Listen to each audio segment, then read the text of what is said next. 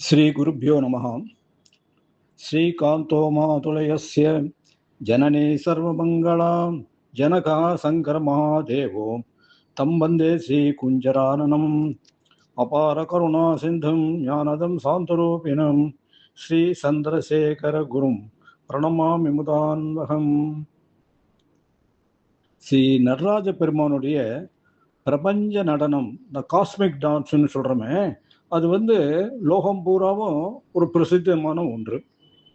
இதுக்கு ஒரு சான்றாக சொல்லணும்னு கேட்டாக்க, ஜெனீவாவுக்கு பக்கத்தாப்புல ஒரு பெரிய பரிசோதனை கூட இருக்கு.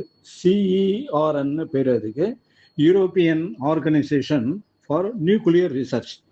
இந்த பரிசோதனை கூடத்துடைய முகப்புல ஸ்ரீ நடராஜ பெருமானுடைய சிலையே வச்சிருக்கு. 2 மீட்டர் ஒசரம் உள்ள ஒரு சிலையை வச்சிருக்கான். இந்த CERN என்ன பண்றதுன்னு கேட்டால், இந்த பரிசோதனை கூடத்தில் இந்த பிரபஞ்சம் இருக்க நம்ம பார்க்குற இந்த காஸ்மஸ் எப்படி ஆரம்பத்துலேருந்து பிக் பேங்குக்கு அப்புறம் எப்படி உண்டானது, எப்படி விரிவடைந்தது, இதெல்லாம் பற்றி ஆராய்ச்சி பண்ணுற ஒரு கூடம், பரிசோதனை கூடம். இந்த கூடம் சுவிட்சர்லாந்து பிரான்ஸ் பார்டரில், அந்த பார்டருக்கு அடியில் ஒரு 100 மீட்டருக்கு அடியில் 27 கிலோமீட்டர் நீளம் இருக்கிற ஒரு ஆக்சிலரேட்டர் இருக்கு. அந்த ஆக்சிலரேட்டரில் இந்த சப் அட்டாமிக் பார்ட்டிகல்னு சொல்கிறோமே, அணு துகள்கள் இருக்க. இந்த அணு துகள்களை கிட்டத்தட்ட லைட் ஸ்பீடில் 1,86,000 மைல்ஸ் பர் செகண்ட் அந்த ஸ்பீடில் இது பண்ணி அனுப்பிச்சு ஆக்சிலரேட் பண்ணி, அது ஒன்றுத்துக்கு ஒன்று மோதி அது புது புது அணு துகள்கள்லாம் உண்டாகும். அந்த சப் அட்டாமிக் பார்ட்டிகல்ஸுடைய தன்மை என்ன, அது எவ்வளோ நேரம் இருக்குது, இதுங்கிறதெல்லாம் பற்றி ரொம்ப ஆராய்ச்சி பண்ணி அதுலேருந்து இந்த பிரபஞ்சம் எப்படி விரிவடைஞ்சிருக்கிறோம் அப்படிங்கிறதெல்லாம் பற்றி ஆராய்ச்சி பண்ணுறதுக்காக அதை அமைச்சிருக்கோம். இந்த பரிசோதனை கூடத்து வாசல்லையே 2 மீட்டர் உசரம் உள்ள நடராஜ பெருமானுடைய சிலை இருக்குன்னு நான் சொன்னேன். இந்த சிலை இருக்க, இது ஒரு அற்புதமான சிலை. சிவபெருமானுடைய 5 கிருத்தியங்கள்னு சொல்கிறோம். 5 தொழில்கள் என்னன்னு கேட்டால், ஆக்கல், காத்தல், அழித்தல், மறைத்தல், அனுகிரகித்தல்.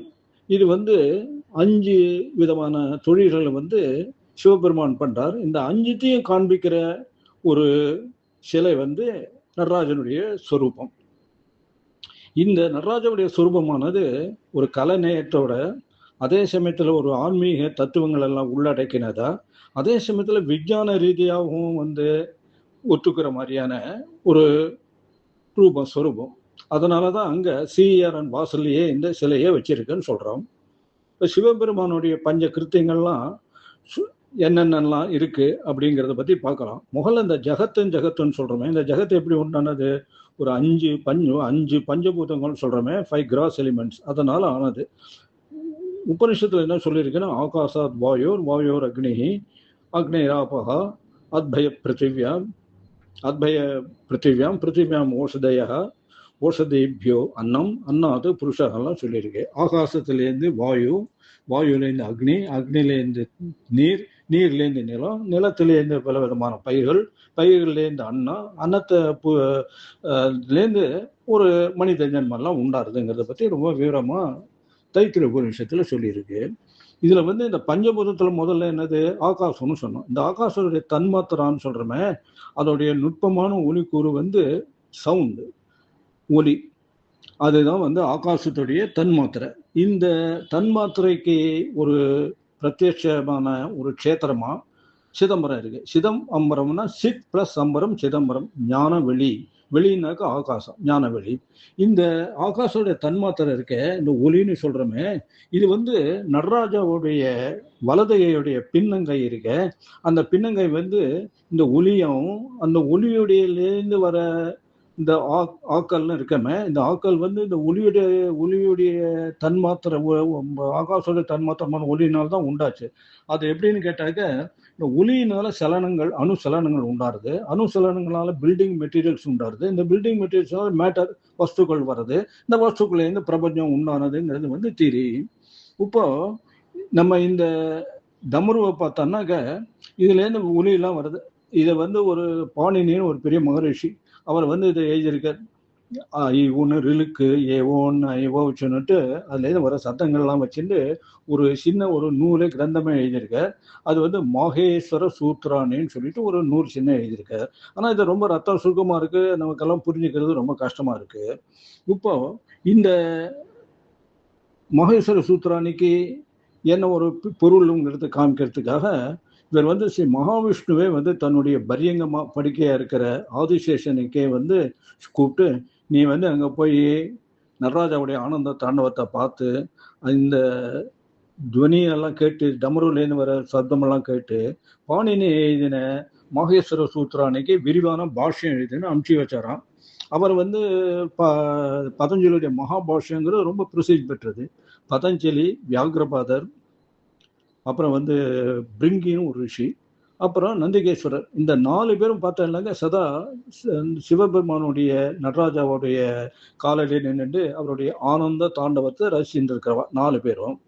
இப்போ வந்து இந்த ஆனந்த தாண்டவத்துடைய காட்சியை பார்த்துட்டே இருந்தாக்க எவ்வளோ மனித ஜென்மமாக இருந்தாலும் சரி, அதை வந்து நான் எடுத்துக்க தயார், எனக்கு வந்து மோட்சங்கிறதெல்லாம் கூட வேண்டாம், திருப்பி திருப்பி மனுஷ பிறவி எடுத்து இந்த நடராஜாவுடைய இந்த தூக்கிய பாதம் இருக்க இந்த ஆண்ட தாண்ட காட்சி இருக்கு, அதை பார்த்துருந்தாலே போதும்னு சொல்லிட்டு அப்பர் சுவாமிகளே பாடியிருக்கார்.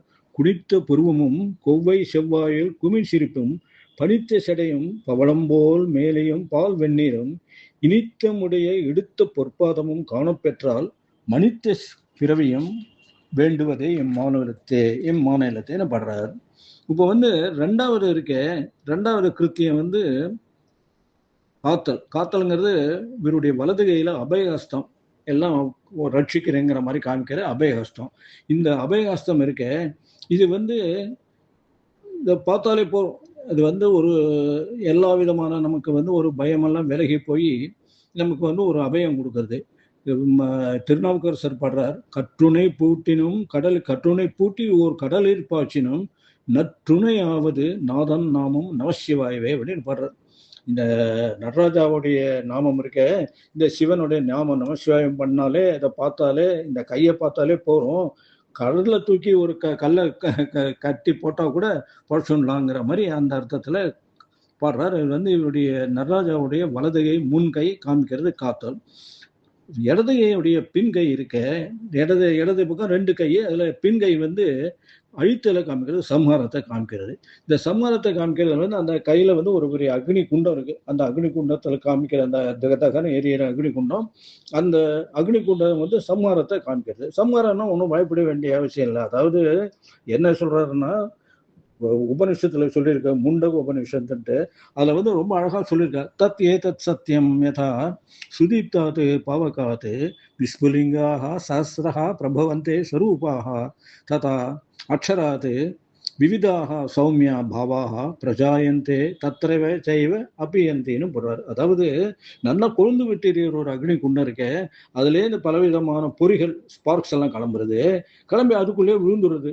அது மாதிரி அக்ஷராத்துனாக்க பிரம்மத்துக்கிட்டேருந்து கிளம்புற பலவிதமான உயிரினங்களும் அந்த பிரம்மத்திலேருந்தே அந்த பரம்பொருளிலேருந்தே கிளம்பி அந்த பரம்பொருள்லேயே திரும்பி ஐக்கியமாயிறது, லயமாயிறது என்று காமிக்கிறதுக்கு தான் இந்த சம்ஹாரம்னு சொல்ற இந்த அக்னி குண்டத்துல இருக்கிற இடது பக்கத்துடைய பின்னு கையை காமிக்கிறது.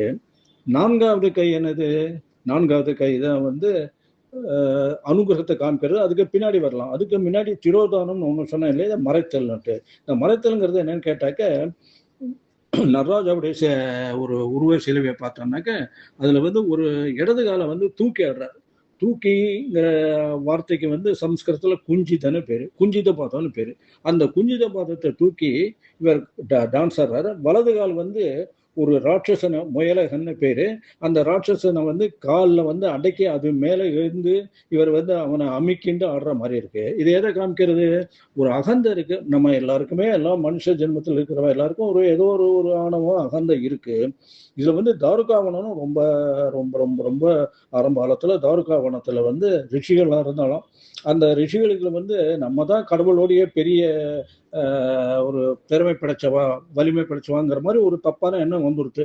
நம்ம கர்மாக்கள் யாகங்கள்லாம் செய்யறோம், நம்ம கடவுளுக்கும் மேல நமக்கு வந்து திறமை இருக்கு அப்படிங்கிற மாதிரி அவ இது பண்றதுக்காக போக்குறதுக்காக சிவபெருமான் வந்து பிட்சாடனர் சொரூபத்தில் இருந்தபோது அந்த பிட்சாடனன் மேலேயே இவ வந்து ஒரு முயலகன்னு ஒரு அஜ்ஞானத்தோட உருவமா இருக்கிற ஒரு ராட்சசனை ஏவினாலும். பட் அந்த ராட்சசனையே பிட்சாடனன் என்ன பண்ணார்னா காலில் போட்டுண்டு மிதிச்சு நடனம் ஆட ஆரம்பிச்சுட்டார். அந்த காட்சி தான் வந்து முயலகனுடைய அழித்தின் இருக்கிற வலதுகால் தோற்றம். இந்த தோற்றமானது வந்து பார்த்தோம்னாக்க ஒரு விவேக சூடாமணியில ஆதிசங்கர பகவத்பாதால் சொல்ற ஒரு அழுமையான ஸ்லோகத்தை வந்து நமக்கு ஞாபகப்படுத்துறது. பானுப்பிரபாசா சஞ்சனிதா அப்ரபந்தி பானம் திரோதாய விஜிரும்பதேதா ததா ஆத்மோதித அகம் கிருதி ஆத்ம தத்துவம் ததா திரோதாய விஜிரும்பதே ஸ்வயம்னுட்டு ஒரு ஸ்லோகம். அதாவது ஒரு சூரியனுடைய ஒளியினால உண்டாகின்ற மேக கூட்டங்கள் இருக்கு, அது என்ன பண்றது, சூரியனே மறைச்சுன்னு நான் தான் அப்படின்னு காமிக்கிற மாதிரி இந்த ஆத்மாவில ஒரு பரம்பொருளுடைய எழுச்சியினால கிளம்புற இந்த நான்கிற தனி ஜீவபாவம் இருக்க, அது பரம்பொருளையே மறைச்சிண்டு சுவாமியே மறைச்சிண்டு நான் தான் எல்லாம் அப்படின்னு காமிக்கிற மாதிரி இருக்கு அப்படின்னு சொல்லிட்டு ஆத்மோதிதா அகம் கிருதி ஆத்ம தத்துவம் ததா திரோதாயன மறைக்கிறது. ததா திரோதாய விஜிரும்பதேஸ்வரம். திரோதானம்னா மறைத்தல். இந்த அகங்காரம் கண்ணை மறைச்சுடுறது நமக்கு. அதை காமிக்கிறதுக்காக இந்த வலதுகால் முயலகனை அந்த அகந்தை எனும் ராட்சசனை அழித்தின் இருக்கிற வலது கால். இடது கால் தான் முன்னாடி சொன்ன மாதிரி தூக்கிய கால், அது வந்து குஞ்சித பாதம்னு பேரு.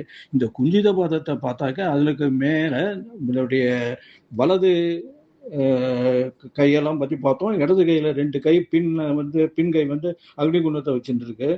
முன்கை இடது முன்கை இருக்க, அது வந்து இந்த பக்கமா குறுக்கால நீண்டு இவருடைய தூக்கிய பாதம் இருக்கு, அதாவது குஞ்சித பாதத்தை வந்து காமிக்கிறது, விரலால காமிக்கிறது, இதை பிடிச்சுக்கோ அப்படின்னு விட்டுட்டு.